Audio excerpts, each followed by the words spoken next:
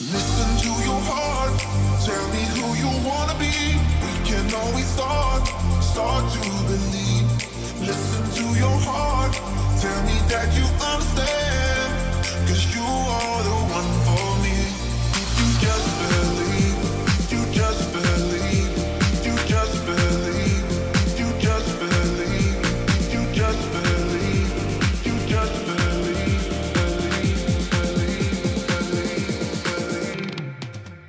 to your heart, heart, heart, heart, heart, heart, heart, heart. Listen to your heart, heart, heart, heart, heart, heart, heart. Listen to your heart, tell me who you wanna be.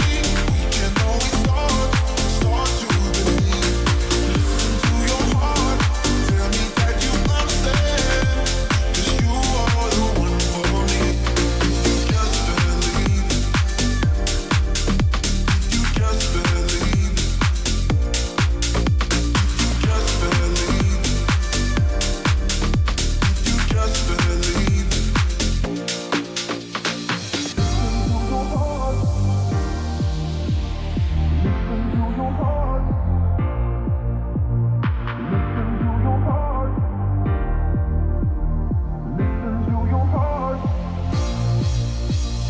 Listen to your heart, tell me who you wanna be. We can always start to believe. Listen to your heart, tell me that you understand. Cause you are the one for me. You just believe, you just believe, you just believe, you just believe, you just believe, you just believe, Listen to your heart, heart, heart, heart, heart, heart, heart, heart. Listen to your heart, heart, heart, heart, heart, heart, heart, heart. Listen to your heart, tell me who you wanna be. We can always start to believe. Listen to your heart, tell me that you understand. Cause you are the one for me. You just believe. You just believe. You just believe.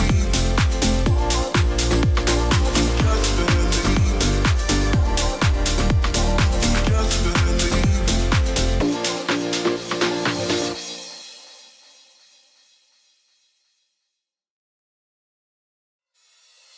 Listen to your heart, tell me who you wanna be. We can always start to believe. Listen to your heart, tell me that you understand. Cause you are the one for me. If you just believe, you just believe, you just believe, you just believe, you just believe, you just believe, Listen to your heart, heart, heart, heart, heart, heart, heart, heart. Listen to your heart, heart, heart, heart, heart, heart. Coincidence is a thief of glory that belongs to Jesus. Wise what now? words. Huh? Say what now? Wise words, man. Wise words from one of our own. Wise words from Jeremy Doku via his Instagram. What the significance of it is beyond me, but I like it. Coincidence is a thief of glory that belongs to Jesus. Big up Jesus every time. Big up all of you in the chat, whoever's here. Hit the like button. Big up to you. Ayaz K says hello, boys. Welcome, Ayaz. Hope you're good, my friend. I know we're very late to the party. I've been working busy, man. I've been doing loads of side quests this week. So we didn't stream after the match. We didn't stream yesterday. But we want to check in with you lot anyway. Wanted to come in, have a chat, see what's going on. So look, just hit the like button if you haven't done so already. Subscribe if you're new around here. We're going to chat about the Madrid tie, I guess. The whole tie as in general. We're going to chat about Newcastle on the weekend. And what else is going on? Akanji's out for a long time.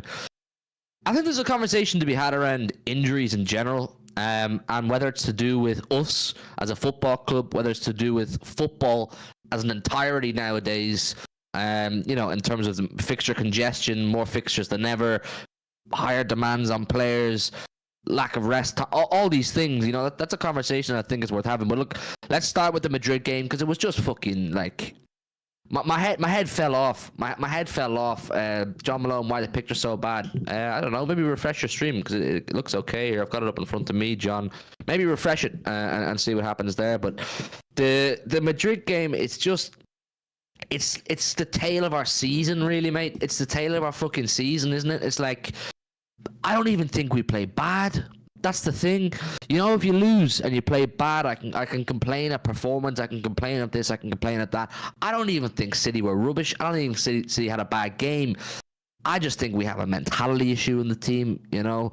Like, the selection wasn't the selection I'd have gone for, but it is what it is. You trust Pep Guardiola. But then, like, you know, to lose 3-2 after being 2-1 up. I mean, how many games this season have we been winning close to the end, which we just go on to lose? You just get tired. Like, I'm tired. I'm at the point now with football this season, particularly the Premier League, where I don't even watch other games. Like, when City were playing well over the years, I'd watch other games. I'd have watched the Merseyside derby, didn't watch it. I'd watch how Arsenal are doing, don't watch them. I'd watch how United are doing, I don't even watch them. I'm just like, I'm finding it hard to enjoy it at the minute because I know there's a problem at my club. And that's not to say I've fallen out of love with City or football. That's crazy talk. It's just deflating, man. I mean, Madrid, Tuesday night at the Etihad, I think we both agreed that you want to be taking at least a 2-goal lead to the Bernabeu. Could have looked like we were taking a 1-goal lead to the Bernabeu, which I was like, right, we've got a good fighting chance because they're going to score at the Bernabeu. And now we find ourselves trailing. So we have to score at least 2 goals at the Bernabeu and not concede at all. I mean, Joe, like, it's wade over. in here. It's over. It's over. We're out. Call me pessimistic. Call me. I don't know. Call me what you want. Tie is over. Do you know, statistically speaking, going to an away leg, second leg, losing in a losing position. You know how many teams actually make it through at that point? Not a lot. And considering the fact that, again, we need 2 goals to qualify, and that is with a clean sheet, which, I mean, at this point, we need to score like 3 or 4 to win a game because we cannot stop conceding. So, for me, tie is done. Tie is done. Wrap it up. We didn't make the Champions League knockout stage. That's embarrassing. We made it past the league phase by technicality, but didn't make it past the playoffs. That's as far as we've gone in the Champions League. We stood like an absolute prayer away from actually winning it anyway. So it's not like I had real hopes of winning it, but not even reaching the knockout stage is embarrassing. Because again, you go back like what, 3-4 months. You know, when the draw was made, we were looking at it and going, we should be aiming for the top 8 spot. We should be aiming for automatic qualification to the knockout stage. And we're not even, we didn't make that. We made the playoffs. We were at the bottom of it as well. We were like, what, 22nd, 23rd, something like that. So just about squeaked through. And then we're going to lose. We're going to lose. We're going to be knocked out. And to be honest, I've made peace with it. But like that was my frame of mind. My frame of mind was I was thinking the exact same as you. Madrid are going to score in the second leg. Madrid are probably going to win the second leg. So, in my opinion, to give us a chance, we needed to win by 2 goals in the first leg. 2 goals. And I think we have a really good chance. We win by 1 goal. It's not disastrous. But it puts us in still a bad spot. A draw is not the end of the world, but it's pretty bad. But a loss with 2 goals in like what, the last 5-10 minutes? Like, yeah. Wait, what's up? We had 5 minutes of the 90 left to go and we're 2-1 up. And we've lost again. We've lost again in the Champions League from winning. You know, we were 1-0 up. We get pegged back from. What was the final one? Was that 3-0 up and we drew 3 each in the end, was it? Yeah, that was possibly one of the worst, where we're 3-0 up, Pep makes his subs, we're at home. It's not like we were away, we were at home, and we draw that game. You look at Sporting. We were 1-0 up against Sporting. We lost 4-1. We were 2-0 up against PSG. We lost 4-2. How many times do we go up and then? I mean, like it's almost at this point. It's almost like I have more confidence in it being the other way around. If we were losing 2-1 with 5-10 minutes to go, I'm more confident in us turning that around than us hanging on, because this team can score goals, but we cannot defend. So, like, if the roles were reversed and we were losing at that point, I'm more confident. I'm more confident going into the last 10 losing than I am winning at the moment, and that's shocking. I just have no confidence at the minute. I don't think the players do either. Guys, make sure you hit the like button, man. 20 people here. Hit the like button, man. Let's get some more people in here. Make sure you hit that thumbs up button. Cornelius, I blame LB. Catalano 4 or 094. Barca, Real Madrid by running behind constantly.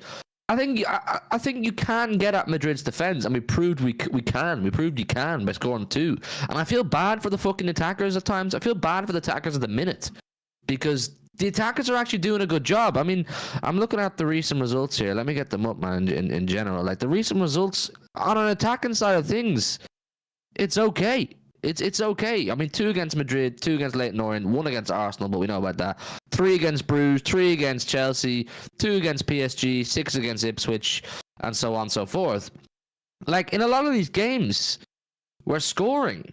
And a top team should be able to score, and a top team should be able to defend. I mean, the PSG game, similar circumstances, winning position, you go on to lose. Real Madrid, winning position, you go on to lose. I think it was Brentford a winning position, you go on to draw.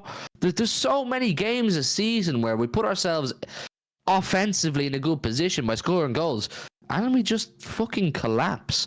I mean, I look at the selection, and I think Pep made mistakes.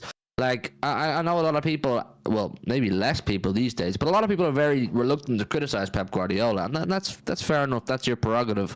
But I do think he made mistakes. I mean, the Ake thing, I don't know why you're playing him. I'm not altogether sure why you're playing him. I mean, he's listed down here, obviously as a right back, but he ended up playing right centre back. With Akanji playing right back. But if he's not fucking fit, why is he playing? Ake came off in the 61st minute. There's no world where a centre half should be coming off in the 61st minute in a Champions League tie. I don't care. A centre half is out there to be, a warrior for 90 minutes. He's out to be a spine of the team for 90 minutes. He should not be coming off after 61 minutes. I think Cousinov should have played. I do. I absolutely think Cousinov should have played. I think his tenacity we could have done with. I think we got burned multiple times by Vinicius, by Rodrigo, and by Mbappe. And I think his pace would have been useful. The midfield, it was fine at times going forward, but we got ran through, in defense. We get ran through all the time as a defense in the midfield, on the midfield side of things.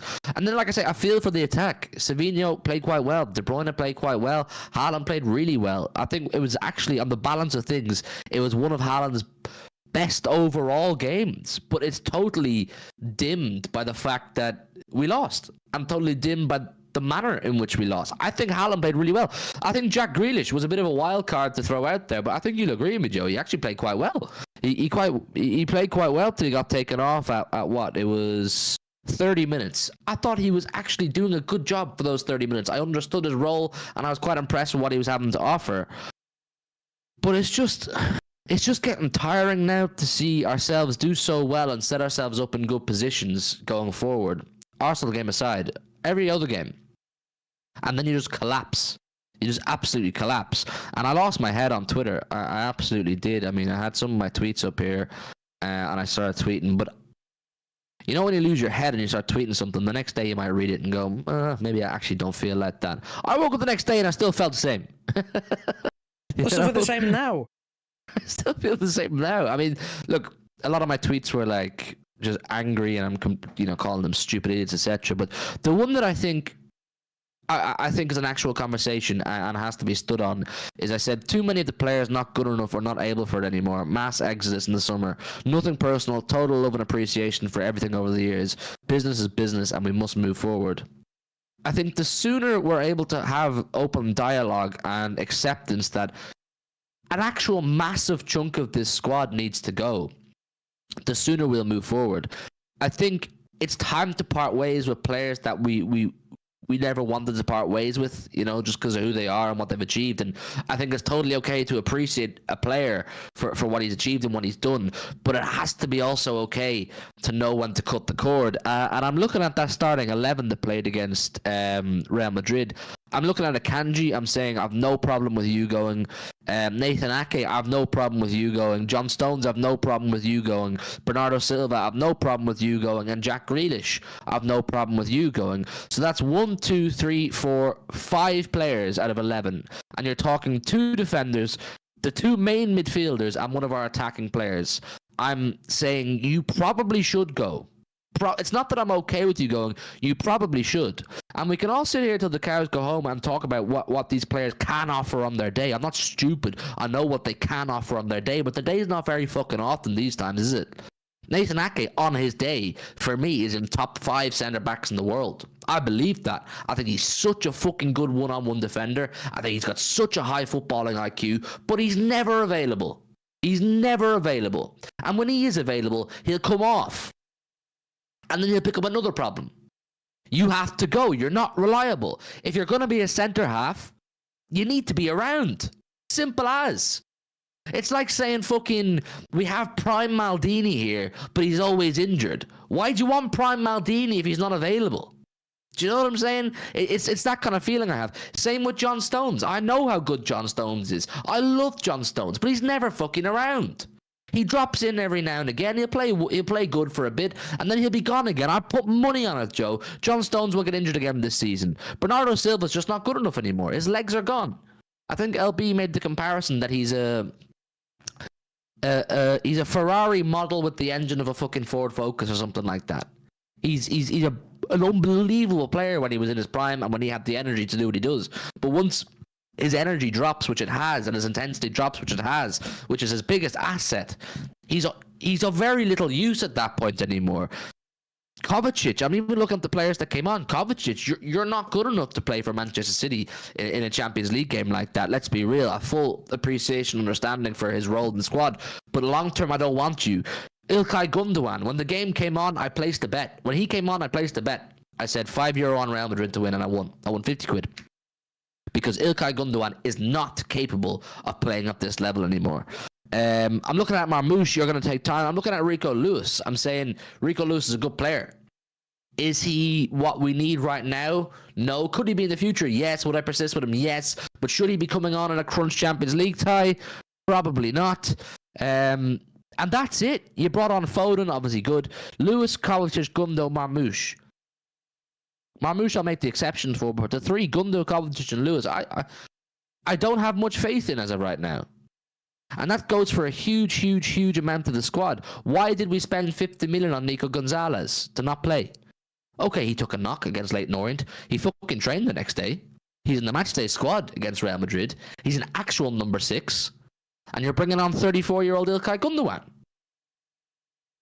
What do we think? Where do we think we're going to get with this? And who are we trying to fool by acting like these standards are acceptable? And I'm going to say this once and one more time only. One more time only, and I will not repeat myself on this again. This is not me throwing shade on these players. This is not me being disloyal to these players. This is not me being unappreciative or entitled or any of these words that people like to throw around. This is just me saying get with the times. And the times were shown on Tuesday night. The times were shown that we have attackers that can punish and an attacker that can punish, but the rest of the body of the team is really fucking shit. And it's totally disorientated, totally dysfunctioning or malfunctioned, and not reliable.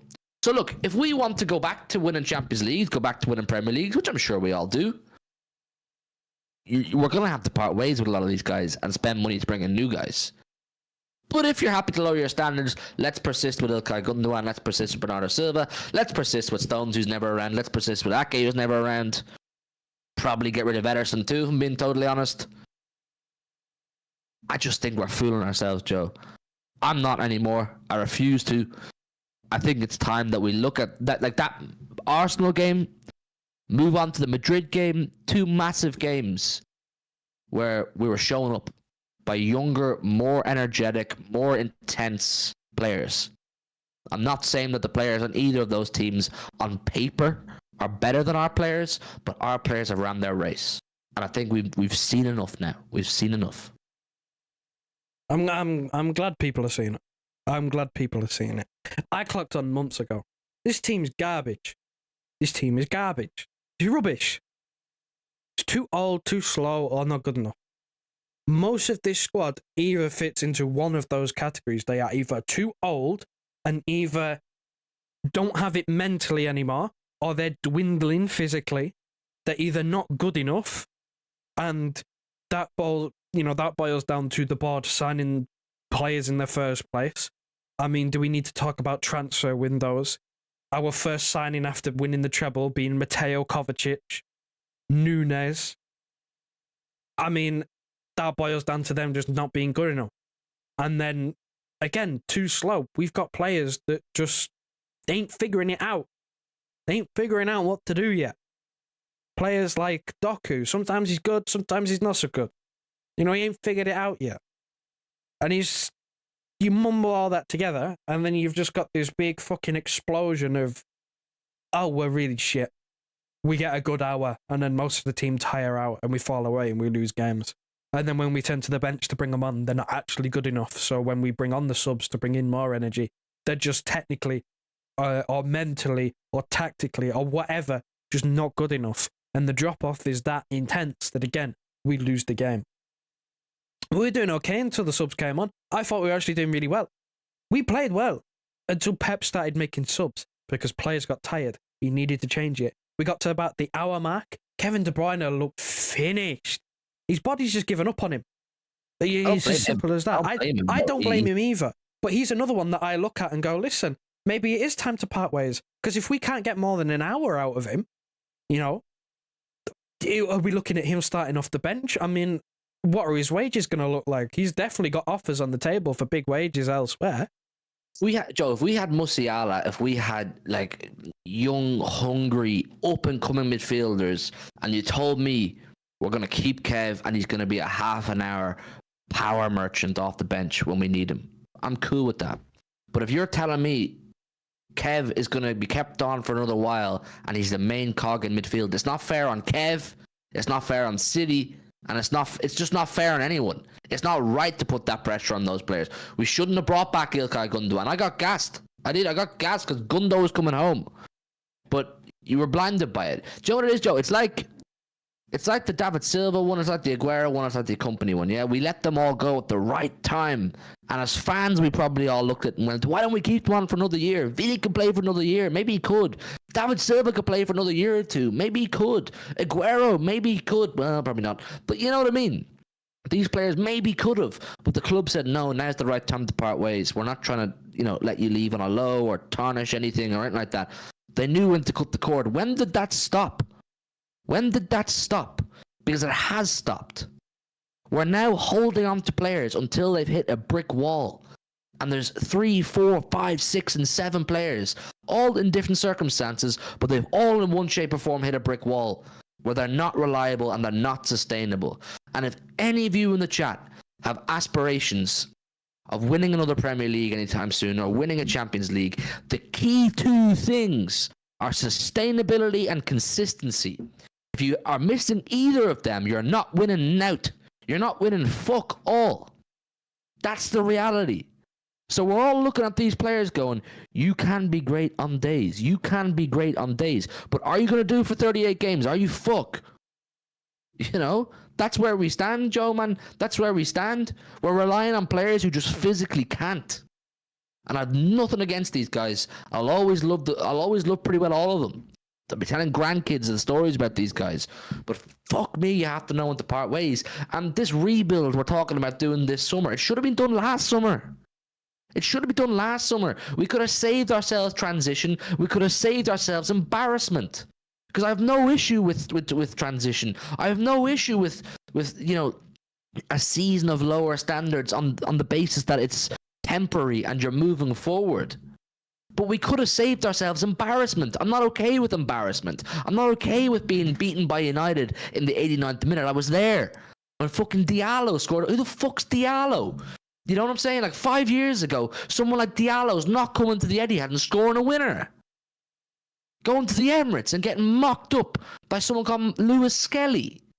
Taking the piss out of the best striker in the world. Gabriel, who are you, mate? Mocking our players.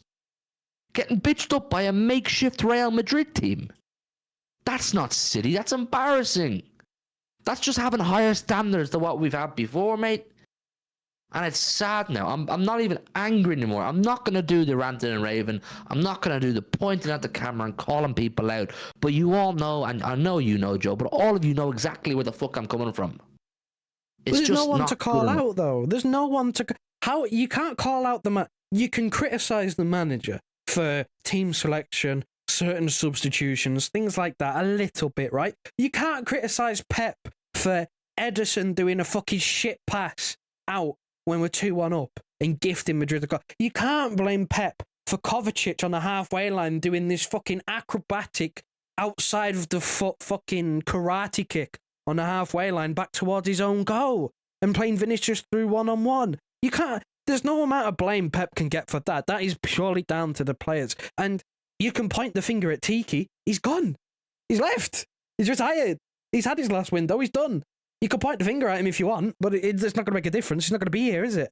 Like, if Tiki wasn't going, I'd be coming on here every week and pointing the finger and going, he's a disgrace. Because the last 2 years' worth of windows have been nothing short of disgraceful. Let's be real. Vardiol is a hit.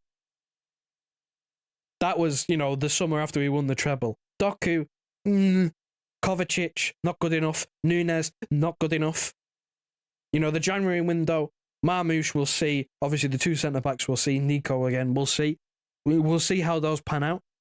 But again, Savio, it's been all right in the summer, but I was the only signing. Gundogan on a free. What was that about? We were happy at the time because we were like, it's good vibes. He'll play like 20 minutes here and there. He's coming on after an hour against Real Madrid in the Champions League because we need to make a sub. And that's all we got. And he's starting games as a holding midfielder at the age of 34? When he's physically finished. Like, yeah, his mentality still might be there. He's a leader, he's experienced, but what's the point? I'm not necessarily saying we shouldn't have been excited. He's a free transfer.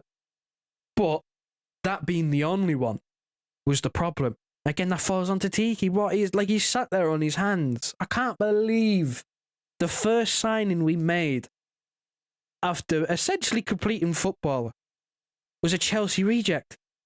Chelsea didn't want him. And we were like, yeah, we'll pay 30 million. And as soon as we signed him, I said, stopgap. Stop. We've just lost Gundogan on a free. Kovacic is going to take his place for a season. And then, hopefully we'll sign someone, a proper player. We'll sign someone for the future. We're into year 2 and he's starting every week. Like, this stopgap player, this player that I didn't think was good enough to begin with, but I understood the signing when we made it, is starting every week, pretty much. And it's taken until the January transfer window to get someone else in who can play that role. You still don't fucking play him. They still don't play him. John Stones plays as a holding midfielder against Real Madrid. John Stones started as a holding midfielder. He ain't done that in years. He's not played that position in years. And John Stones is playing as a number 6, starting as a holding midfield player against Real Madrid because Kovacic is so fucking incompetent that he's not trusted. And we didn't sign anyone else. Our new signing's on the bench because he got a knock. Well, if he's not fit enough to play, why is he on the bench? At least don't put him on the bench because then if he's not there, we go, all right, cool, we can't use him. He's injured. He's not there, but he's on the bench. Like, what? He's there. He could play. Surely he could play. He's on the bench. Use him. I thought John Stones played really well as well. I thought he did probably one of the better jobs I've seen as a holding midfielder from any of our players this season. I thought he fitted in really well. But like you said, he's probably going to get injured in a few weeks. So we can scratch that one off and, go again at that point because he's not reliable. He's not going to be able to play there. Like, Kovacic is he's not good enough. But, again, I understood it when we got him because we just lost Gundogan on a free. No money for him. He just walked out the door because we couldn't agree terms on a new contract. We let him walk. And, again, that is an example of the right time, Aguero, David Silva company, Gundogan, we let him go because we're like, right, we've done everything. You're getting on a bit. We'll get someone in a bit younger in, a year or two to replace you. And Kovacic was the stopgap. Kovacic was the squad player that was supposed to come in for a season and be an extra body and make up the numbers. And now we're in year 2. And he's still here, starts most of the time. It's at the point where if we're an hour into a game and we're winning by 2 or 3, Kovacic will come off to rest him, to save him, because we apparently need him. Like, it's just such poor squad management. Like, it's just, the transfer windows have been a disgrace. And again, if Tiki wasn't leaving, I'd be pointing the finger, but he's gone. So there's no point. It's arrogance is what it is. And I said this a while ago and some people didn't like it. It's just arrogance that Tiki and some of these board members, I know he's owned up to, but they felt they didn't have to replenish the squad properly to keep it going. Like, look, what did you think was going to happen? What do you think was going to happen? We're now in a situation whereby we went to the Emirates and lost 5-1. And who's our right back? Mateus fucking Nunes played right back at the Emirates. Yeah, John Stones, as you say, an out-and-out centre-half who's injury-riddled all the time, playing number 6. When you signed the number 6 a week ago, who didn't play. That I do blame Pep for. I don't get it. If he's not fit to play, he shouldn't be in the matchday squad. He's taking up a spot for someone who is fit. I don't understand that. It's just arrogance. How did you think, what did you think was going to happen? With all these other teams strengthening and getting hungrier, that's the main thing. They're getting hungrier. The more we won, the more we dominated, the hungrier everyone else is getting to beat us. So now every single time we go to any of these grounds, it's their Champions League final, and rightly so. You know what I'm saying? The big dogs are in town, Man City are in town. It's their big fucking day. So we go to any of them. Look at all the games we played this season. We're now beyond the point where it's just big 6 fixtures we're struggling with. We're struggling with all fixtures. Brentford 2-2, fucking, what else we got here? Everton 1 each, Villa 2-1 loss, United 2-1 loss, Palace 2-2, Liverpool 2-2, Tottenham 4-0, Brighton 2-1, Sporting Lisbon 4-1, Bournemouth 2-1, Tottenham 2-1. We're now at the point whereby anybody has free reign just because they're hungry and they want it more. We didn't replenish. We didn't prepare for the fact that the teams were getting hungrier and stronger. We just said, we're Man City. We'll keep going to these places and keep steamrolling them. Last season, lads, should have been the indication that, okay, look, we rode our luck a bit. Didn't win a single big 6 fixture, bar, what was it, 1 maybe? Or 2. And we still won the league. Yeah, but that was by the skin of our teeth. That wasn't convincing. That wasn't one of those leagues where you go, wow, City were on it that season. Look at all the big games they've done it. Last summer's window should have been the window where you got in your Nico Gonzalez, if he's the guy. Last summer's window should have been the window where you got in fucking Cambiasso. You started fucking around with Cambiasso in January, didn't get that done. Now we're saying, we'll get him in the summer. Fine. Looking forward to next season. I'm looking forward to seeing him. But last summer should have been the time. You knew Kyle Walker was fucked. You knew Kyle Walker was rubbish now. And what was the alternative? Mateus Nunes. Man, I get tagged in it every day. The reel of me saying, we got rid of Palmer for Nunes. And Chelsea fans, you're right. You got your get back. We didn't get the good deal there. He's not good enough for Manchester City. There's too many players not good enough for Manchester City. And whose fault is that? The people who call the shots when it comes to transfers. It's arrogant. They took their foot off the ball. They took their eye off the ball, I should say. Foot off the gas. And that's fine for now. I'm hurting at the embarrassment we've had to experience. I'm hurting at what we experienced on Tuesday. I'm hurting at what we experienced against United. I'm hurting at what we experienced against Arsenal. They're not acceptable. In any season, they're not acceptable. So if you want to go and make it right in the summer, fair enough, do your thing. And we'll talk about the summer in the summer. We'll talk about next season. But as of right now, what City fans are being subjected to is shit. Absolutely shit. Getting clowned. Players getting clowned. Because we didn't set ourselves up properly. I mean, there's a message from Jack Lee here. Mentality is the biggest factor. The players don't believe in themselves, which is a fucking embarrassment. They're too mentally soft to play for this club. Mentality is the big thing, Jack. Mentality is the big thing. And I feel for a lot of these players that I'm saying need to go now. Because they're the reason they're playing so poorly and their mentality is so low and their confidence is so low. Because they know the club have let them down. The club have let them down in the sense in two ways. First of all, they didn't provide them with enough support and backup to perform again. And second of all, if you're just being totally harsh, the club could have just said to them, "You're probably not what we need anymore. Big love, big appreciation, arrivederci, on you go." The club didn't do that. The club have let down the players, and the club have let down the fans, and caused a lot of fucking damage this season. Nothing irreparable. Nothing damage in terms of reputation long term or anything like that. It doesn't change anything we've achieved. But I think a lot of the damage we've experienced this season could have been prevented. You know? Where even are we in the league right now? I'm so detached. Third? Fifth. I'm so detached from Premier League football right now. I'm in the same boat as you. You remember when you said before that you don't even watch anyone else anymore? Like, I've been like that for... Even last season, I barely watched anyone, but this season, I do not care this season. There was Champions League game on yesterday. I didn't watch Merseyside Derby either. I watched none of it yesterday. I watched none of it tonight. I was never going to watch any of it tonight because it's on Thursdays, but I didn't watch any of it yesterday. I didn't watch Monday. I didn't watch on the weekend past after we played. I don't care. I was like, I'm not interested. Football is just it's hard to watch when we're this bad, because a lot of the times I'd find myself watching out of it was whoever we were against in the title race, and I'd watch them to see if they drop points. There's no enjoyment to watching anyone else anymore. Why should I watch someone else be good? When we're like this. It's just painful, man. It's just painful. And I knew a season was coming whereby it would be subpar.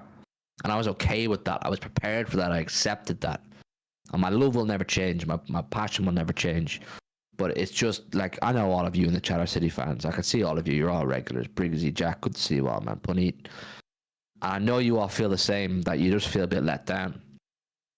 I feel bad for a lot of the players, man. I feel bad for John Stones. I feel bad for Bernardo Silva. I feel bad for Ake, and I feel bad for Akanji. I feel bad for Jack Grealish. I feel bad for Ederson. A lot of these players, almost all of those players I listed, if not all of them, shouldn't be on the pitch in a Champions League tie against Real Madrid. They shouldn't be. In their current circumstances and the current variables surrounding their situations, they should not be on the pitch against Real Madrid in a Champions League tie. We should be looking at a Champions League tie against Real Madrid saying, oh, fucking, I don't know, Nico Gonzalez, number 6, Musiala, number 8, something like that. I don't even know. That's not my fucking job to find these players. Do you know what I'm saying? But we should have young, hungry lads. It should be the next gen. The next gen of Man City players should be here now. And now we're all just wishing away this season. Get to the end of the season. Yeah, maybe get an FA Cup. Maybe. Sure, they'll find a way to crack that too. And then just call the season. End it there. And then start fresh in the summer. But we have to... It's February 13th, people. You can't simulate. In FIFA, we can't simulate our way to the end of May. And I'm looking at our fixture list. Got it here in front of me. Oh, God, don't. You weep. It's not pretty. It's not pretty viewing. People, there's 50 people here. Make sure you hit the like button, man. Hit that thumbs up and subscribe if you're new. Low numbers tonight. Obviously, I know we're clashing with a lot of other shows and we were late this week, but we wanted to come on and chat, man. Do you know what I'm saying? Fixtures. Newcastle, Saturday. Are you confident? No. Real Madrid away. Not even going to ask you confident. Liverpool at home. Are you confident? No. Spurs away. No. Beat us 4-0. Plymouth at home. Huh? Tottenham beat us 4-0. Tottenham is 4-0. At home. 4-0. I don't care how bad they are. That stadium is cursed. You can't beat another big game. Confident? Give over. Plymouth in the FA Cup. Is that even a guarantee? Nope, not at all. Forest away. I will predict a loss come the time if nothing's changed. Yeah, early kickoff as well. Yeah, right off. Yeah, 12:30. You're right, man. Brighton at home. Are you confident? Not really. Then we're into fucking April. Then we're into April. Are you mad? We've just skipped 2 months and basically gone, I'm not confident for a single one of them. Maybe Plymouth, because it's Plymouth, but even then it's not a guarantee. That's 2 months worth of football. it's a maybe situation. You know what I'm saying? Like Plymouth, we in theory we should, but you just never fucking know. Magic of the Cup and respect of the Cup. But those Premier League games, I'm not looking at any of them going, yeah, there's 3 points. That'll kind of give us a bit of a kickstart again. That'll get the morale back up. None of them. And you shouldn't. You know, back the team, get behind them, etc. But why? Why should you back the team anymore? Look at the fucking state of it, man. Pep and his fucking children playing every week. Like, oh my god. Why? Just it's getting to the point where I want to slander my own players, because what else have I got? I've backed them to the hill. I've backed them enough to turn it around. We're into February and we started losing in like October, November. Like, we've been on this road for about 4 months. Like, there's no backing it anymore. There's nothing to back. They ain't showing me anything to back. I'm backing the new signings to do something. That's it. That's all I'm backing. New signings. They will hopefully make a difference. Haaland will score goals. That's all I got for you. I ain't got nothing else. I ain't got nothing else to back. I like when Pep made the subs on Tuesday. Oh my! Honestly, like it's enough to make a grown man like fall on his knees and like cry to see a midfield 3 of Kovacic, Gundogan, and Bernardo Silva. 3 fucking hobbits who can't move, faster than a snail's pace. Like, it's genuinely, like, it's horrible. It's horrible, and that's what we've got. And if it's not them, then you've got De Bruyne, who can only give you maybe an hour, and then at that point, his body just gives up on him. You've got Nico, who, is he going to play? No idea. Foden, is he going to play well? No idea. Rico Lewis, is he going to play midfield? John Stones, is he going to play in midfield? Fuck knows, mate. Not a clue. Like, that's a situation we're dealing with where we have no idea if any of these other players are going to play. And if any of these other players aren't going to play, then it's Pep's sons who just do nothing. They offer nothing. They don't do anything defensively. They don't do anything going forward. They don't run around a lot.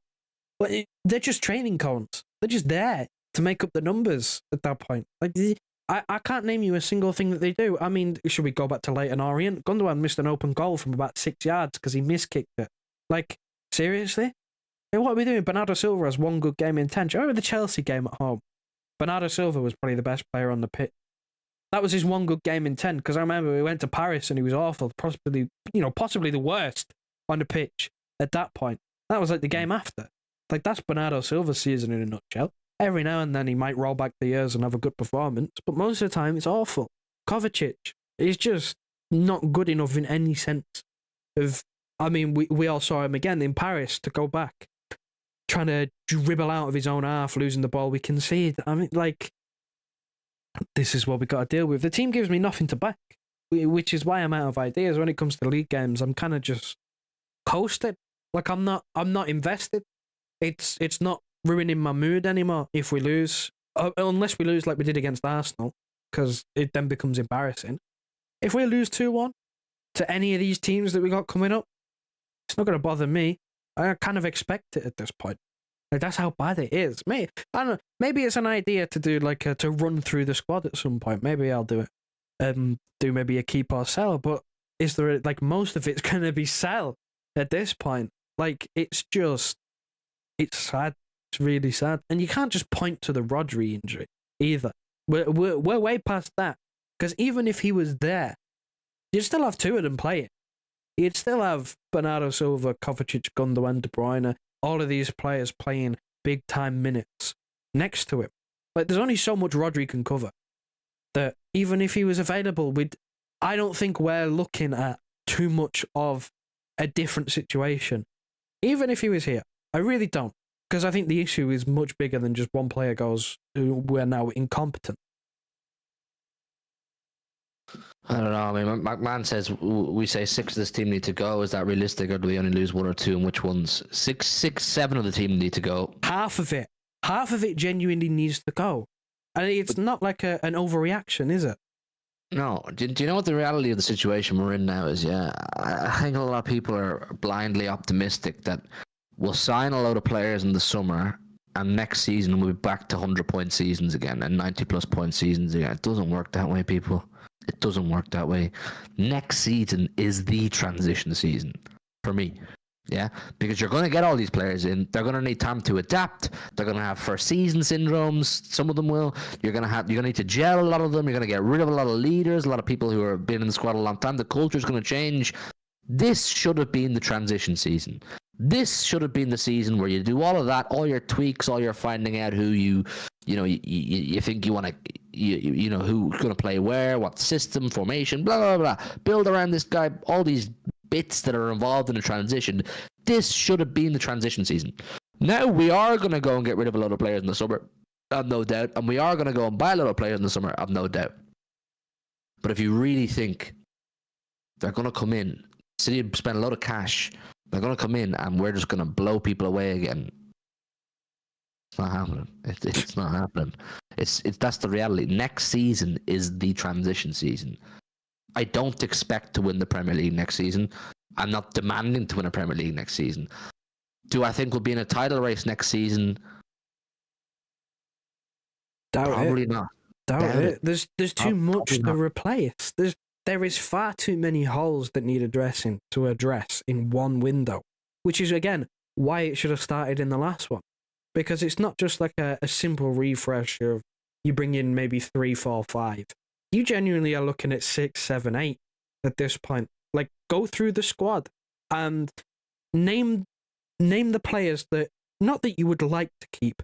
I would like anyone in the chat, just go have a look at the senior squad and pick out how many names you would 100% say are not for sale and that you would 100% keep for next season. 100%. Bid comes in, straight reject, not even negotiating, they're staying. How many Maybe of them can 5. you say? Maybe 5. I remember saying it in our Discord. I remember saying it to the members. Discounting the new signings, because obviously you keep those because they've just come in the door. From the squad that was here pre-January, I can list on one hand the players I'd keep for certain keep. Like, it's genuinely 4 or 5 are like untouchable. The rest is, if someone comes in, fine, whatever. And so if you take into account the new signings and the players that are coming in, you've probably got about 10 players with like a 25-man squad. See this player from MacMan here again. I think the players checked out mentally when Roger got injured and they didn't believe that they had it in themselves or the desire. Probably a lot of elements of truth in that, but that's not good enough. But I also think a lot of people are fooling themselves that if Rodri never got injured, we'd somehow be beating Real Madrid right now and we'd somehow be in a title race or top of the table. Rodri maybe has us in the top 4 and doing all right in the top 4. Rodri doesn't have us in a title race. That's not normal. It's not fair. And it's just not the reality. There's too much shit around the squad that would have been found out anyway. If Rodri got injured or not, we would have found out by now that a lot of the players just aren't up to it. And Rodri would have been burnt out anyway. Rodri, he's a big leader in the dressing room, Benji, yeah. But he wouldn't have saved this. This is too much to save, you know? If Pep can't save it, Rodri's not going to save it. That's the way I look at it. He would have helped a lot and probably squeezed more points out of games that we didn't. But we wouldn't be in too much of a different position. Too much of a different position for me. Look, I mean, I see a lot of people. A few of you have mentioned him in the chat. The Echeverri kid. He's the one little glimmer of excitement to have for the remainder of the season is Echeverri. Just you know what? It's purely based off LB. It's purely based off LB. There's LB banging out watch-alongs for this kid. And he's gassing him up saying he's something else. So he must be, because I've never seen LB this excited about a young player. You trust Pep to play him? You trust Pep to play him? That's the question. I don't. There you go. But I curve your excitement then, because I've been doing the same thing as you. LB's been getting me excited, but I have no trust that Pep will even give him a chance. I think the remainder of this season in the Premier League needs to be used for playing Echeverri, playing Nico Gonzalez, playing Mamouche, playing Kuzanov, playing the Brazilian kid, playing players who need game time. to speed up their transition for next season, because next season is a transition. I don't want to be looking at next season going, well, Cousinov played 3 times last season, and Vitor Race or Hayes, whatever his name is, played 3 times last season, so they're just getting used to it. Echeverri likewise. Get him in and play him. Play him. If he's got a lot of talent, play him. He's coming in next week, play him. He's coming in next week. And who have we got next week? Obviously not Madrid. Don't play Madrid. We got maybe not Liverpool at home. Tottenham away. Plymouth. Forest away. Brighton. March. All of March. Plymouth, Forest, Brighton. 3 of those games. Perfect for Echeverri. Perfect. Mate, honestly, if he's in by next week, if he's like through the door and training by the time we're playing Liverpool, and he doesn't play against Plymouth, Pep, mate, we're having serious fucking conversation.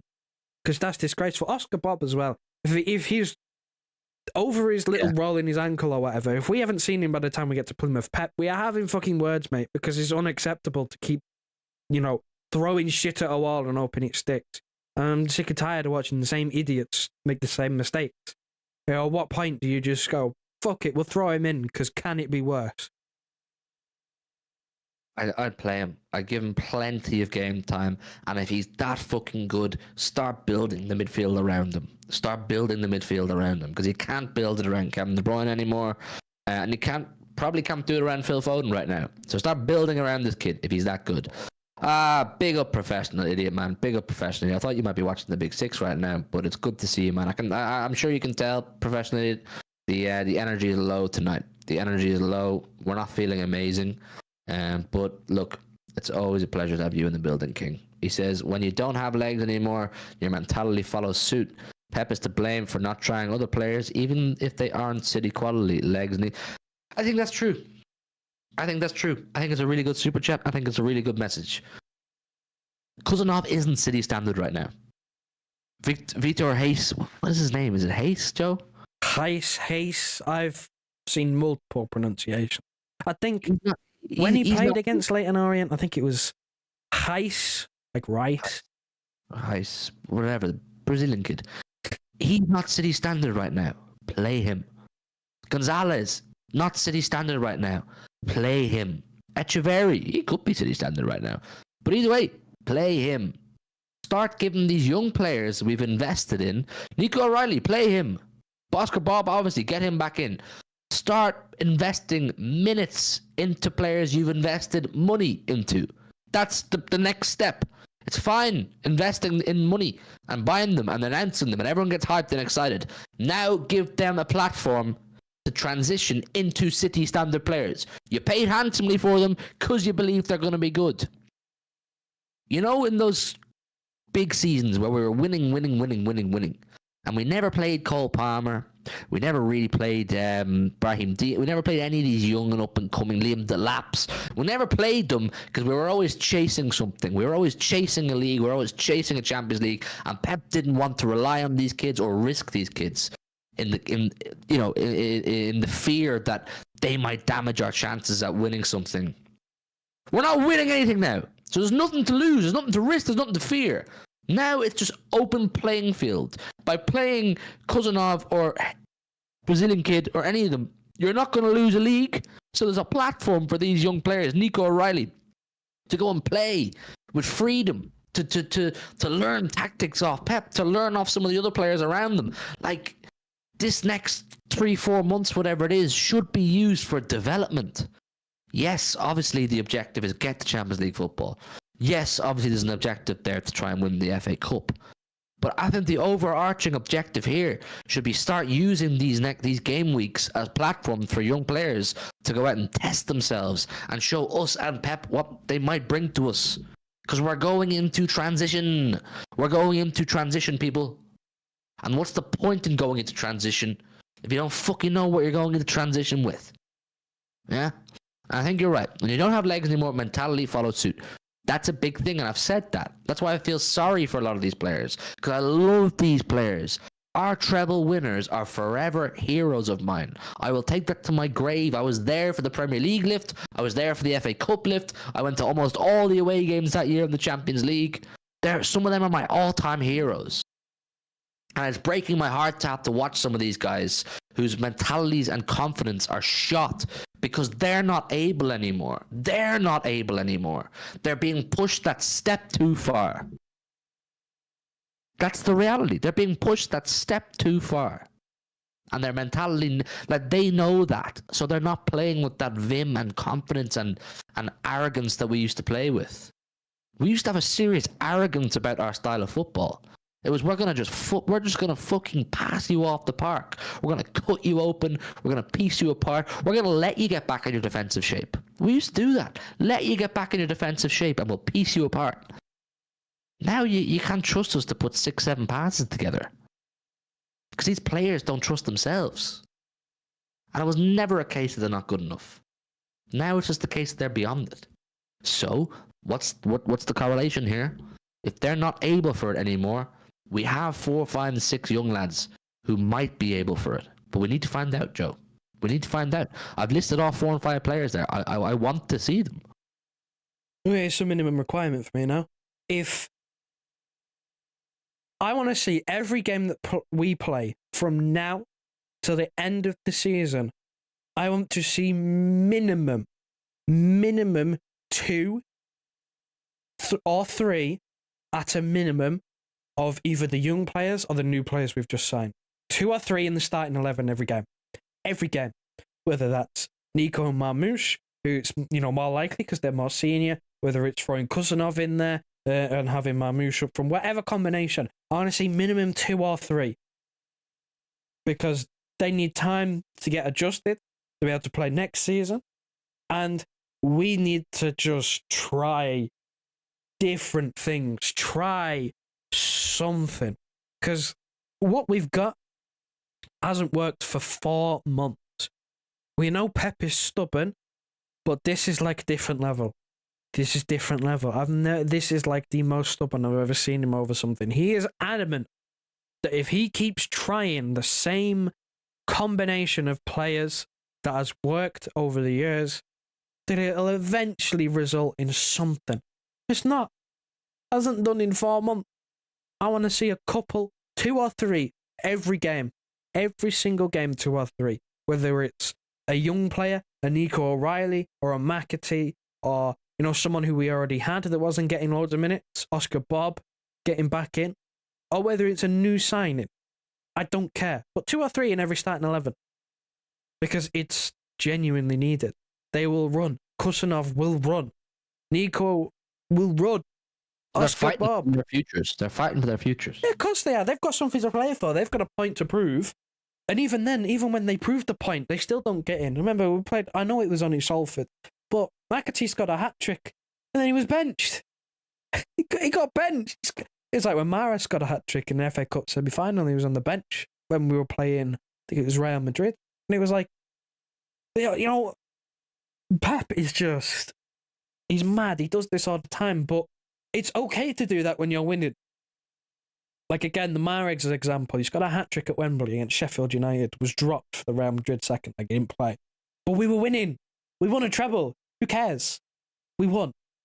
This one, McAtee scores a hat-trick against Salford, and then I'm pretty sure the next game was benched. And he's like, well, what's going on here? Like, you've just had a player do something which, at that point in time, we'd been struggling to score outside of Haaland, really. The goals were few and far between. They were kind of coming from random players. And you just had a player score a hat-trick, and it's like, right, you're not getting any more minutes, mate. And that's your run-out done. It's your run-out complete. There's time for me sons to come back in. Me disciples. Oh, no, where are you, mate? Yeah. Gundo, dust off them boots, fella. You're in for the next game. I mean, it's just shocking, really. Gundogan's missing from 6 yards, and you've got players like McAtee who's, scoring goals, contributing. I remember he came off the bench against Leicester away and sealed the game off, pretty much. Was involved in our second goal. Like, I don't know what more he has to do to get minutes. Like, it has really been bizarre. And then you add into the fact that you've got your new signings, and it's like Marmoush. I was so confident that Marmoush was going to be starting against Real Madrid. And it's not to say that the Grealish starting over him, was the wrong decision. It was the right decision because Grealish played well, right? So it turned out to be the right decision. But subbing on Foden when Grealish goes down it really confused me because Foden's he picked up a little bit of form since the turn of the year, but he's still patchy. It's still not great. It's still inconsistent. I was so surprised when he brought on Foden instead of Marmoush when Grealish went down. I really was. Because at that point, I was like, well, hold on a minute. Like, what are you doing? We got this new player who's you've just praised. He didn't score against Leyton Orient, but you have just praised because you said he was in the right position 3 or 4 times. He was making the runs. He was being found. He was in the right place. It just didn't come off for him. You're bringing on Foden. Like, what? The game was there for the taking, you know what I mean? And then, again, the second sub just completely killed off my expectations when he brought on Kovacic. Obviously, Bruyne, who came off at that point, I think it was. If you're going to bring on a midfield player to show it up, you got Nico Gonzalez on your bench, mate. Why are you picking Kovacic for? Like, these players, you've signed these players because you know you are struggling in these positions because you have gone and signed 4 players in January, but you don't use them in big games against Real Madrid. You're like, no, let's just trust the old unreliables because they're not old reliables, are they? Yeah. Good to see you. Ash Kun says McAtee is surely leaving. I wouldn't blame him, man. I wouldn't blame him if he has to leave in the summer. I mean, we're beyond the point now where it's even like, well, if he can get assurances of game time next season, there's no assurances of game time. Like, it is wild. I know we're joking about it, like how he scored a hat-trick against Salford in the next game. Like, he dropped. He's not. He should have been starting. If you score a hat-trick, you should be starting, regardless of who it's against. You should start the next game based on your performance and your form. You should be starting. You know, I'd have even preferred to have seen him come on instead of Gundogan last night. I would, just for the simple fact that McAtee's younger and can move around the pitch. I'd see anyone come on again instead of Gundogan at the moment. I just can't. Because you know what? It's like, it pains me to say it, but every time he actually steps on the pitch, everything goes wrong. Like, it just does. Cursed, man. He's cursed. He's cursed. Look, Gundogan's old now, man. He's old, and his whole thing was he was able to get around the pitch at a good intensity and a good pace back in the day, which he just can't do anymore. He just can't do anymore. It is what it is, and the sooner people acknowledge that and are okay with that, the sooner we can move on. Puneet, do Newcastle have any injuries? I don't know, man. Newcastle, in my opinion, have the best midfield in the country. They have the best midfield in the league of Tonali, Joe Linton, and Physically, it's unmatched. There's no one that can match it. No. You're not touching them. I wouldn't be surprised if they have 30% more possession than us on Saturday. Double our passing stats. I think they could control the game. Yeah. And if they can feed Isak with our defence. If they can feed Isak. Look at the state of our pivot. Kovacic and Gundogan. Look at the state of our pivot against Joe Linton. Man's going to be pulling off WWE moves. He's going to play rugby. That is food and drink. That's what Joe Linton thrives off. I mean, we have this problem of just every time we turn the ball over, just teams being able to run straight through the middle of the pitch because our midfield is non-existent. We don't even need turnovers from this one. Those midfielders that they've got, Joe Linton, Bruno, Tonali, all them guys, they could just run straight through that midfield, man. No, do you think Kovacic is stopping Joe Linton? Are you mad? They have any giggle? All he has to do is run. The 3 of them, Joe, man. Tonali, Bruno G, and Joe Linton. The 3 of them, they're all wrecking balls. They're all machines, yeah? You think Gundogan's leaving even an imprint on any of them? You must be joking. They're a fantastic midfield, and they've been a fantastic front line now as well in Gordon, Isak, and I don't know, Murphy plays most of the time nowadays. I don't know. Anyway, to answer your question, do they have any injuries? I'm not sure it really matters at this minute if they have injuries or not. The only silver lining is sometimes you don't know what Newcastle's going to turn up. Newcastle could turn up and be rubbish.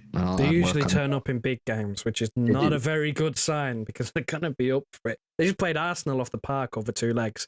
In both legs, by the way. Not just one. But if they turn up on Saturday, it could be ugly. Like 4-0 Spurs ugly, 5-1 Arsenal ugly. It really could. It doesn't matter anymore that it's in the Etihad. It doesn't matter anymore that it's a home fixture. It doesn't matter anymore that we need something to kickstart ourselves. We're now at the point where it's really free reign, and not just free reign for a win at the Etihad. It's free reign for a drubbing. You know, like I really believe they could have a field day. Do City will, in some shape or form, have one eye on the Bernabeu, because naturally they're going to feel like they have a chance. I don't have much hope. I'll get behind them, of course. So they'll have one eye on the Bernabeu. Newcastle don't. They don't know a European game. This is their big game for the next 7 days. And I'm worried, like, I don't know what to say to you, mate. I'm worried about Saturday. There's no, like, you know, in previous seasons gone by, when you might lose a game or you might lose a Champions League game, you'd look forward to the next Premier League game. I was like, right, let's get back on the saddle. Let's go and redeem ourselves. Let's get back to winning ways. They put in a big statement performance to say that loss during the week or that loss last week was a blip. There is absolutely fucking no hope from me at all. I'm fully expecting us to lose. I'll be amazed if we even get a point. Newcastle's one strength is quite literally our biggest weakness at the moment, and it is the fact that we are old and slow. They are one of the most physical teams in the league. We're getting smoked. The likelihood is we're getting smoked because those two combinations just don't work. This is not me being overly negative. This is me being realistic. The two, it's like, you know how some people say unstoppable force meets immovable object? This is like unstoppable force meets like paper bag settings. Like, we are so frail. We are so frail in the middle of the pitch. You know, all the physicality we have is in defence. So we played John Stones as a holding midfielder to try and, you know, physical it up. And it went really well because then Akanji goes off injured and Ake can only do an hour and we're back to fucking dwarfs in the middle again against Madrid. And it all just falls apart. Like, Stones ain't even really physical though, is he? Like, he's even for a big guy, he doesn't use himself. But enough. it's something. I mean, Gundogan and Kovacic are like, we're both 5'8". They're like, they're both just tiny. They're tiny. We got Joe Linton running around like a wrecking ball. I'm trying to find an injury in an injury list because someone did ask, and the only thing I can find is that there's no Lascelles or Harvey Barnes. Anthony Gordon, Joe Linton, Botman, and Dan Burn are all minor doubts. So there is a question. I mean, we'll find out tomorrow because that's when the press conferences are. But, like, they don't even need it. They don't, even if they only have two, even if they only have Bruno and Tonali and they're shoving in like a Willock or a Longstaff, it don't matter. It don't matter if they're missing Joe Linton and they still have the other two who are going to run through instead. It doesn't matter. Gordon wasn't training, no Joe Linton. Again, Joe Linton is like, yeah, it helps because he's probably the most physical of the lot, but they still have Bruno G and Tonali. Like, it's over. Oh, I'd like to see Cousinov at right back. I'd like to see him at right back. He's fast, isn't he? He's fast. I'd like to see him up against Gordon. Bit of a test for him. I'd like to see him up against Anthony Gordon. See how he gets on. I'd like to see Nico play. Nico Gonzalez. These are the things that I want to see. Do you know what I'm saying? Like, if we lose, don't get embarrassed. But if we lose on Saturday, but I've seen some of the players and I go, I kind of like what I see. There's a bit of something there. Then I'll come away from the game going, right, we have gained something there, you know? Game time for these players, you know, a bit of an insight into these players and what they look like. We will have gained in a weird way. But if we're just going to persist with the usuals and get round through it, it's a pointless exercise. It's a pointless exercise, you know? As Ash says, Bruno G alone is enough for them. Bruno G has the same energy levels that Bernardo used to have. That's the impact he has for Newcastle. He's everywhere. He's on top of you when you're on the ball. He's really efficient in possession. He's everywhere on the pitch. I'd love to see his running stats. You know, when we used to talk about Bernardo back in like 18, 19 times, we'd be saying Bernardo covered 14 kilometers tonight. Mad numbers.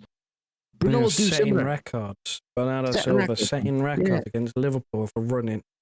That's Bruno's game, man. That's Bruno's game. He's everywhere. He's everywhere, and that's why That's why it would have been an unbelievable signing if we pulled him off. You know, there's two things that maybe could have saved our season.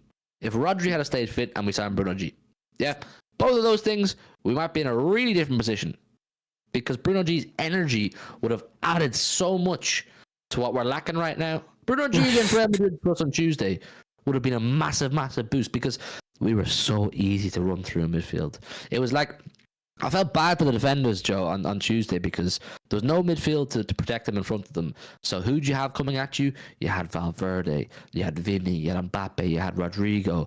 You had all these fucking killers just running at you, wave after wave, because there's nothing in front of you to protect.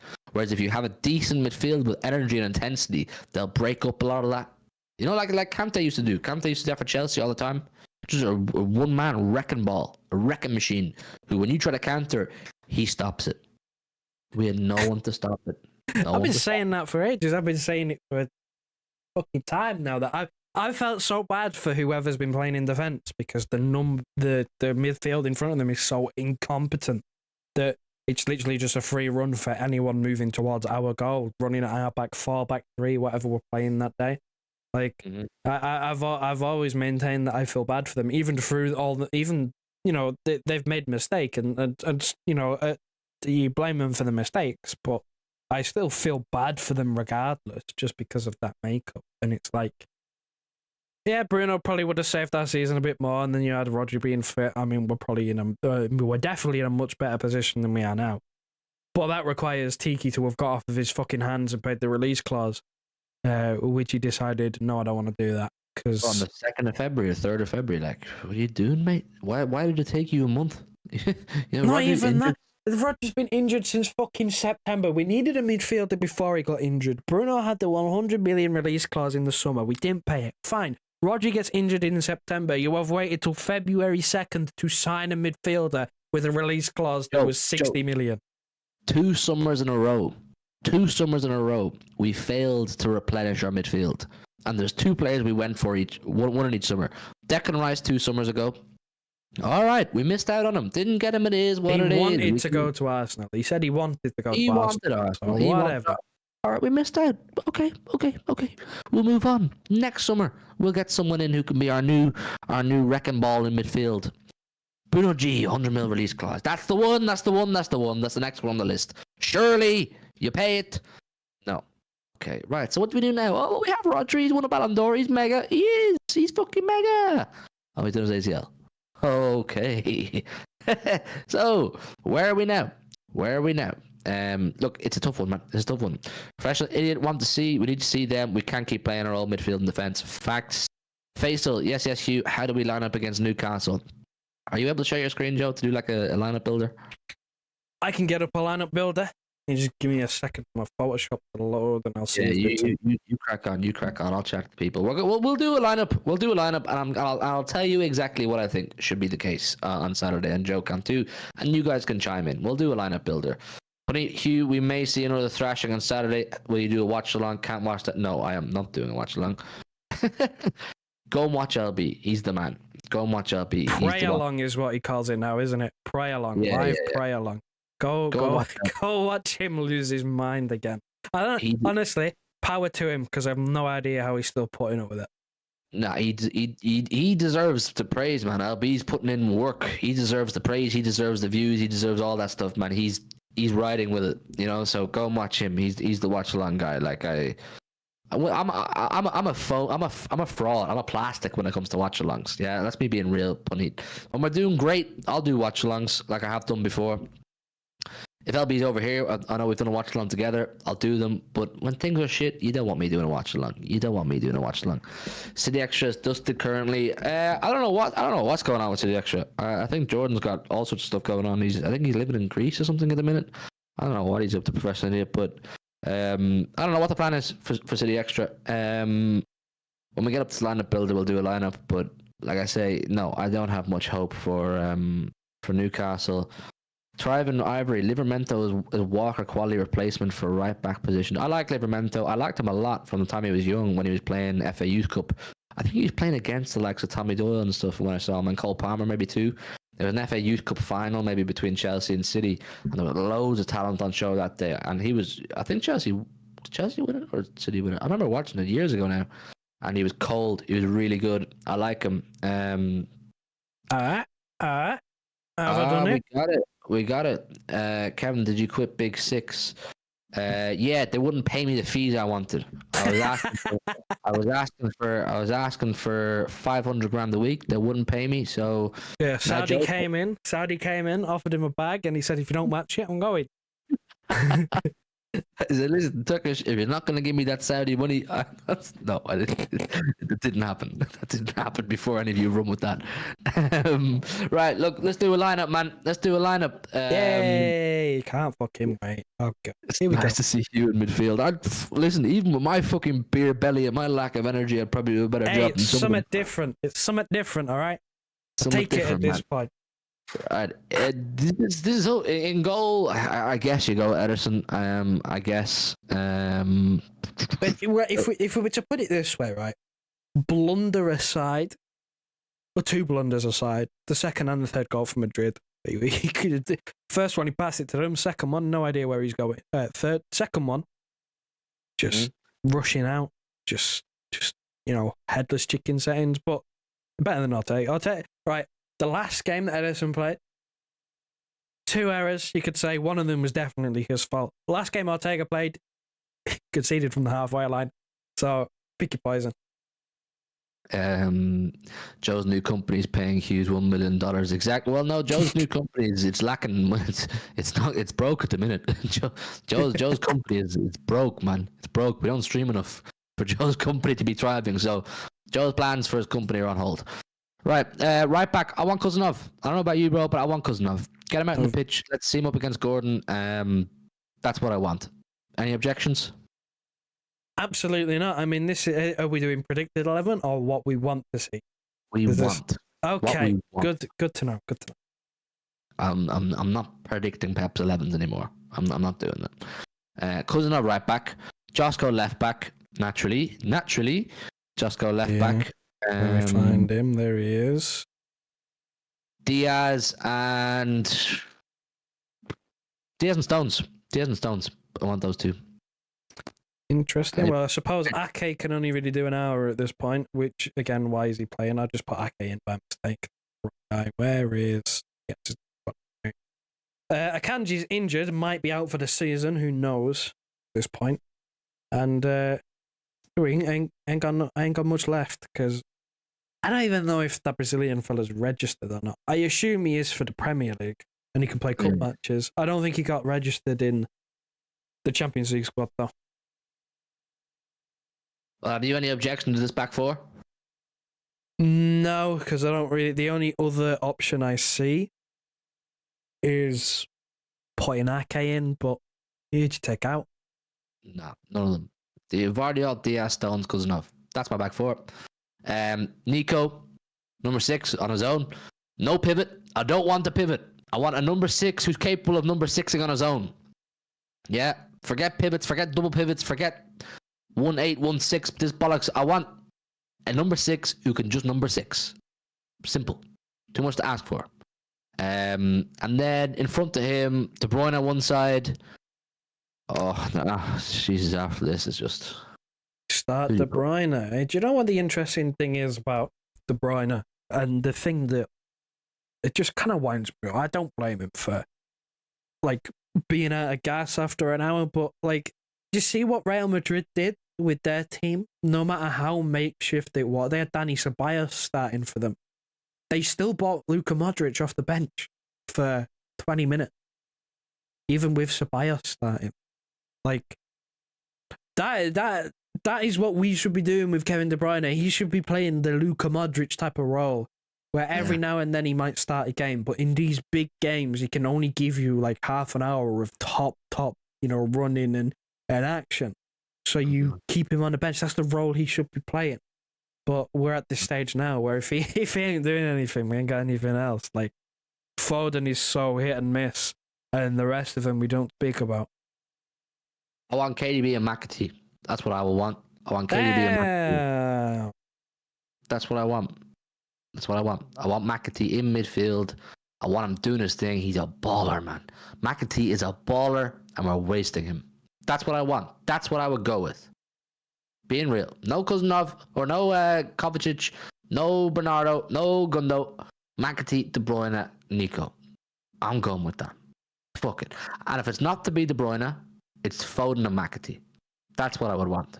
Yeah. I mean, no objections again. I'd be more than happy come the end of the season if Gundogan, Kovacic, and Bernardo all left. Yeah. I'd be more than happy if we saw the back of them come the season end. So I don't see how you can say that and then like continue to start them every week. Like I think they need to go. So don't play them. Don't rely on them. Yeah, hit the like button, man. Nearly 70 people here. Hit that like button if you haven't done so. I'm dying here. Hit the like button, subscribe if you're new. Right, Harvey, left, right, middle. Huh? Left, right, middle up next. Left, right, middle. Put Haaland up top. Big up, lads. Did we sign a new midfielder? Hugh Murray in the 8. You don't. We're playing with 12 men. They don't have the money, man. City don't have the money to pay for me. Tell you that, Harvey. Yeah, City don't have the dollars to pay me. playing with 12 men. We signed that extra midfielder. Your ass is getting. You got a flight book. Are you ready? Right. Left wing. Mamouche. Oma. And then right wing, Amago. Got Foden, Savio. Doku was in the squad, I believe. You got options. I'm gonna go Savio. For me, anyway. Would be my choice. He can whip in a mean cross. He's another player I feel sorry for. I mean, what more can he do? Like he'll put one on Haaland's head, he'll score, and then he'll watch the defense do whatever the hell it is they do, and the midfield just ghost, and all his hard work ends up being for nothing. The man's incredible, really. If we think about it, given his age and the fact that this is his first season, he surpassed my expectations at least. I knew he was good, but I didn't think he was going to be like this good straight away. But I mean, there is not a fucking chance in hell that is the team, but it would be something, wouldn't it? Yeah. No, we're not close, chat. If any of you are just joining, hit the like button. And if any of you are just joining, we're not doing a predicted 11. There's nothing predicted about this. This is purely what I want. Oh, wait, listen, Real Don, CFC, chill yourself, mate. Chill yourself. We're cool with people coming in here for a laugh. Cool people coming in for a chat. No spamming. Don't be a spammer. Just get ready to receive humble pie when you come to Old Trafford. I've read your message, mate. Why is it CFC and you're talking about Old Trafford? What humble pie? What chest are we giving it? We basically just said we might not win for 2 months. What CFC plays in Old Trafford? Humble pie when you come to Old Trafford. Are you going to do it or should I do it? I'll time him out. I'm timing you out for 1 minute this time. Next time you spam, you're getting 5 minutes. All right. Hey, fucking hell, that cleared up the chat, didn't it? Jesus Christ. Oh my God, he said it a lot. CFC, humble pie. Listen, humble pie, that's reserved for the Arsenal lot. They need to, show their being. That you can't say be humble to two people who have basically called half of their team shit and don't expect to really win more than maybe 1 or 2 games for the next 2 months. There's not really much more humble we can get. Man, I'm humble, man. I'm humble. I've always been humble. Find one clip of me being arrogant. So don't do that. Don't do that. It exists out there somewhere. Starshine, hi guys. I just tuned in. Sorry to ask, but what happened to Akanji? Let me check. He's injured for a while. Starshine. He got confirmed out of. Obviously, he's going to miss Newcastle. He was confirmed out of Real Madrid's second leg in Liverpool. But I swear there was something this morning that said, or something late last night that said, he was out for the season. I can't remember who said it. Was it Sammy Mockbell who said it? He might be out for the season. I don't know how true that is. Paul Hurst says he's out for the next. Will return, and certainly not expecting to return for any of the next 3 games. So that's vague. Could be any time really. Here, Real Don. I fucking told you, mate. I'm putting you on 10 minutes now. Next one, you're done. Track 2. Sorry, City extra that I saw it. I'm just seeing fucking what do you call it? Kovacic quotes saying that I'm so annoyed that we're making mistakes, brother. You did a karate kick towards your own goal on the halfway line in the 92nd minute. I don't want to hear it. Yeah. Yeah, well, look, there you go. That's Akanji. Look, that's my team. That's my team. I don't think Joe has any issues with it. Ederson, Diaz Stones, Vardy, Cousinov, Nico, McAtee, De Bruyne, Savio, Haaland, Marmouche. Okay, you're done. That's strike 3. You're gone, mate. You're gone. I'd use you. You're gone, mate. Sorry, brother. You Was gotta it go. FPL Main Road who said? I thought it was a journalist who said it, but FPL Main Road, who gets a lot of team news, right? He said that it was Akanji for a few months, which would be the end of the season, given the fact that unless we get to an FA Cup final or a Champions League final, like, we ain't got nothing to play for by the end of the season. Like, we're not playing for a title, are we? We're just vibing, man. We're just vibing now. Yeah, out here. we've just therapized ourselves for the last 85 minutes. Bro, how are you getting all these channels? I just binge you. Hide user. Get out of here, mate. Get out of here. Get What out. is he fucking doing? Apparently it's a bot. How's he got all these channels? I binned this first one. He did, yeah. He hit the first one and he came back as another one. 86,000. What the hell? Get out of here, mate. You pussy. Suck yourself. Look at that City and Liverpool. Yeah, probably, man. I mean, what a bot. His name's CFC, but he was talking about Old Trafford. Yeah, man. Suck yourself. Get out of here. You're binned. Well, yeah, look, we've just therapized ourselves for the last hour, people. What the fuck? Get out of here. Hide user. Blue is the colour, football is the game. Would you leave, man? Bro, you just keep subscribing on all these channels. The subscribers are going up. What are you doing, bro? Restart the stream. No, I'm not accepting defeat on this guy. We've been going for an hour. I mean, there's no real restarting. We've been going for an hour, like over an hour. Do you know what I mean? We'll be ending it soon. Like, go on, I'm come in again. I restarting it. dare you. I fucking dare you to come back in. I'm so ready to ban you again. I'm so fucking ready, mate. How many accounts can you ban in 1 hour? Setting us a challenge. Oh, he's coming back. He's coming back. I know he's coming back. Because it just went up by another subscriber. I know he's coming back. The only way I can stop this is by putting the chat limit so that you have to be subscribed for 5 minutes. That means you can only come back every 5 minutes. But I'm kind of enjoying seeing this guy come and... Hey! Do you know what? I don't think it's a bot. Do you know why I don't think it's a bot? Because one of the messages he put in before was just a V. So he's like Control Ving on his keyboard, which is to paste the message or paste text. So that's a real guy. He's got like 7 accounts, just logging in and subscribing and spamming his messages. Broski, you're allowed to chat, man. You're allowed to chat. Just stop spamming, man. Stop spamming. We got too many killers in our chat. They'll just ban you straight away. Punit, professional idiot. These man will X you off. Yeah. That is fucking crazy. What? How many accounts do you have, man? Bro. Oh, he's back. Look, he's put a V in again. This guy, man. Stop, bro. Stop, man. How many accounts has he got?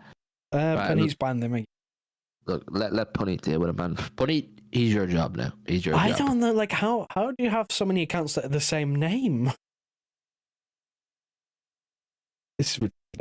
That's ridiculous. I forgot what I was even talking about. There's a message from Harvey here. Let me answer this one. Big up Harvey. He says, lads, what are your chances for the FA Cup with our squad being like this at the moment? I genuinely think we can win it with a bit of luck considering the big teams are out.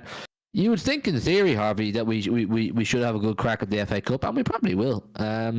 I would like to think that we will beat Plymouth. I would like to think. I'm not expecting, and I'm not being arrogant, but you know, beyond that, you don't know who you get. I mean, who's left in the competition? The FA Cup.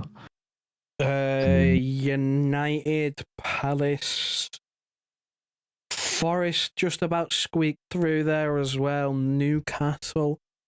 There's a few there's good teams that are on paper at the moment better than us. But the way I look at it is this is, I believe, the quarterfinal. So we are 4 games away from winning an FA Cup. And we've got the game against Plymouth at home. at home against Plymouth, you would hope that we'd be able to actually play football and look like we're a competent side. You would hope, given the fact that we're at home. Away, I'm shitting myself a little bit, can't lie. But at home, you would hope, right? And then after that, you've only got one more tie, and then you're at Wembley. We are 2 games away from Wembley and 4 games away from an FA Cup. United won it last season. They were terrible. The state of them. They won it. Like, that's all we got left. If we don't go hell for leather, if we don't actually try, like seriously try, like do what we did against Leyton Orient and play a pretty strong side, if we don't do that, then we ain't serious. Because why are we throwing away our best chance at a trophy? It's true. It's true, man. Look, Fazer, Hugh, can you check my comment on why Foden should play against Newcastle? If I can find it, I'll try and bring it up. My chat is lagging, man. It's quite hard to find any of the messages at the minute, Fazer, with Real Don imposing himself. Hazel, let me see if I can find it. Real Don, we get it, mate. We get it. You made your point. Man. You can subscribe on all your channels if you want, but you know what I'm saying? Just chill. If you put it again, we'll be able to see it. My chat is fucking My chat is tweaking. Like, it's actually lagging. Put it again, Faisal. Thought John Stones was excellent in that midfield role. Want him to start alongside Nico. Have the cousin of the Ake Vardy all defense. He's there. He's there in that lineup. He'd be doing that and moving up into the middle. Yeah. So that's what he'd be doing in that lineup, which is what we want. He'd be doing that. You know what? I don't have objections to seeing John Stones start there again, but it's not something I'm hanging my hat on because the guy's just going to get injured. Yeah, probably. Look, that's the starting 11 for Newcastle. We'll wait and see what happens. We're definitely going to be live Wednesday, the day after the Madrid game. Well, it should be Wednesday, yeah, the day after the Madrid game, because there's no point going live after Madrid. We play Madrid on Tuesday again. Yeah, or is Madrid Wednesday? Or is Madrid Wednesday? I thought they were reversed and we're playing Wednesday. I think you're right, you know. I think you're right. Oh, does that mean we're going to be... I don't know whether I want to be live. You're right. It's on Wednesday. Oh, extreme head loss if we are live. Straight after the match. That could get messy. We'll do... Maybe Thursday at like 9 p.m. Yeah, it would probably have to be earlier because of the big city, I'd imagine. We'll even do like 8 p.m. We'll go live Thursday, people. We'll go live the day after the Newcastle game.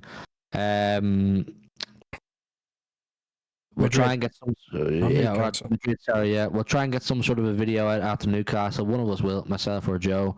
But we'll go live after the day after the Madrid game. So just turn on the notification bell so you don't miss it. Big up to all of you who came in, man. I know we're clashing with a few other big shows there tonight. So look, big up all of you who came in, man. That was really great to see all of you here tonight, and you, Real Don CFC. You know what I mean? It's good to see you too, brother.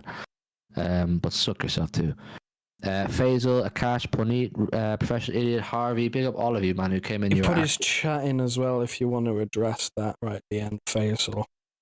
Foden has to play. He always plays against Newcastle. Also, because of the pace they have, pace on the counter, they will set up in a low block. This requires small space specialists like Foden. I can hear it. I hear it. I think he will play. If I'm doing a predicted 11, I think Foden will play, Faisal. And as I said, I'm happy to interchange between Savio and Foden or De Bruyne and Foden. I'm cool with that. But no, you're right. Look, like I said, we'll be back the day after the Madrid game to talk about Madrid, maybe Newcastle. One of us will do a fan cam or a video, whatever, after the Newcastle game. And yeah, other than that, try and enjoy yourselves in life. try. Yeah, there's gonna be a lot of fucking trying because it's very, very difficult. Just forget about football. Don't watch anyone else apart from us through like gritted teeth. And then go outside, touch grass, and that's ironic me saying it. Watch a different sport. I had fun watching the Super Bowl. That was a great distraction. I couldn't care less about the Super Bowl, mate. I watched for the halftime performance, and that was it. Yeah. They not like us. Did we permanently hide and block Real Don CFC? I think we did. I think yourself and Punny did a great job at that. Look, people, have a wank, touch grass, and drink water. On that note, good night and God bless. Hit the like button, subscribe if you're new. Good night and God bless. Wrap her up, Joey Boy. Listen